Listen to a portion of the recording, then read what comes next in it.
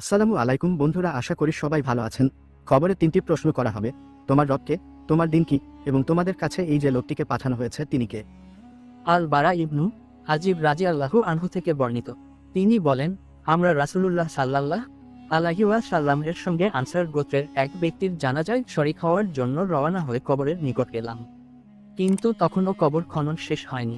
তাই রাসূলুল্লাহ সাল্লাল্লাহু আলাইহি ওয়াসাল্লাম বসলেন এবং আমরাও তার চারিদিকে নীরবে তাকে ঘিরে বসে পড়লাম, যেন আমাদের মাথার উপর পাখি বসে আছে। তখন তার হাতে ছিল একখানা লাঠি, তা দিয়ে তিনি মাটিতে আঁচড় কাটছিলেন। অতঃপর তিনি মাথা তুলে 2 বা 3 বার বললেন, তোমরা আল্লাহর নিকট কবরের আযাব হতে আশ্রয় চাও। বর্ণনাকারী জারির তার আরও উল্লেখ করেন, তিনি সাল্লাল্লাহু আলাইহি ওয়াসাল্লাম বলেন, মৃত ব্যক্তি তাদের জুতার শব্দ শুনতে পায় যখন তারা ফিরে যেতে থাকে, আর তখনই তাকে বলা হয়, হে অমুক, তোমার রবকে, তোমার দিন কি এবং তোমার নবী সাল্লাল্লাহু আলাইহি ওয়াসাল্লাম কে?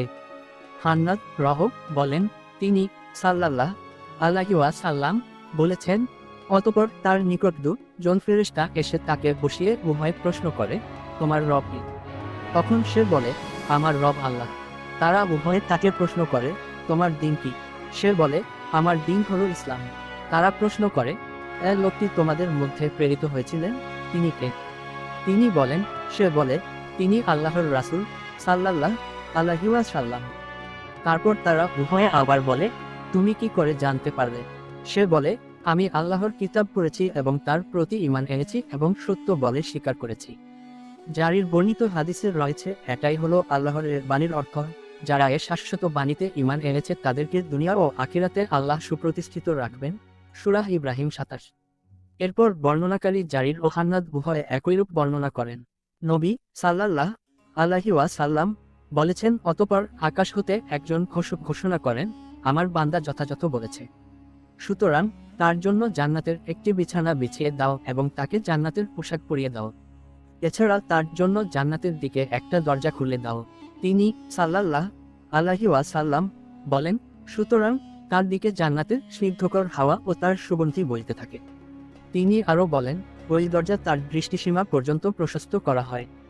অতঃপর নবী সাল্লাল্লাহু আলাইহি ওয়াসাল্লাম কাফিরদের মৃত্যু প্রসঙ্গে বলেন, তার রূহকে তার শরীরে ফিরিয়ে আনা হয় এবং 2 জন ফেরেশতা এসে তাকে বসিয়ে প্রশ্ন করে, তোমার রবকে? সে উত্তর দেয়, হায়, আমি কিছুই জানি না। তারপর তারা প্রশ্ন করেন, তোমার দিন কি? সে বলে, হায়, আমি কিছুই জানি না। তারা প্রশ্ন করে, এই লোকটি তোমাদের মধ্যে প্রেরিত হয়েছিলেন তিনি কে? সে বলে, হায়, আমি তো জানি না। তখন আকাশের দিক হতে একজন ঘোষণাকারী ঘোষণা করেন, সে মিথ্যা বলেছে। সুতরাং তার জন্য জাহান্নামের একটি বিছানা এনে বিছিয়ে দাও এবং তাকে জাহান্নামের পোশাক পরিয়ে দাও, আর তার জন্য জাহান্নামের দিকে একটা দরজা খুলে দাও। তিনি বলেন, অতঃপর তার দিকে জাহান্নামের উত্তপ্ত বাতাস আসতে থাকে। এছাড়া তার জন্য তার কবরকে সংকীর্ণ করে দেয়া হয়, ফলে তার এক দিকের পাঁজর অপর দিকের পাঁজরের মধ্যে ঢুকে যায়।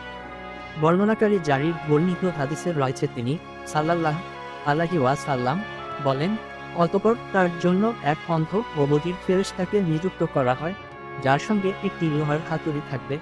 যদি এর দ্বারা পাহাড়কে আঘাত করা হয় তাহলে তা ধুলায় পরিণত হয়ে যাবে। নবী সাল্লাল্লাহু আলাইহি ওয়াসাল্লাম বলেন, তারপর সে তাকে হাতুড়ি দিয়ে সজোরে আঘাত করতে থাকে। এতে সে বিকট শব্দে চিৎকার করতে থাকে, যা মানুষ ও জিন ছাড়া পূর্ব হতে পশ্চিম পর্যন্ত সকল সৃষ্টি জীবই শুনতে পায়। আঘাতের ফলে সে মাটিতে মিশে যায়। তিনি বলেন, অতঃপর শাস্তি অব্যাহত রাখার জন্য পুনরায় তাতে রূহ ফেরত দেয়া হয়। সুনানে আবু দাউদ, হাদিস নং 4753।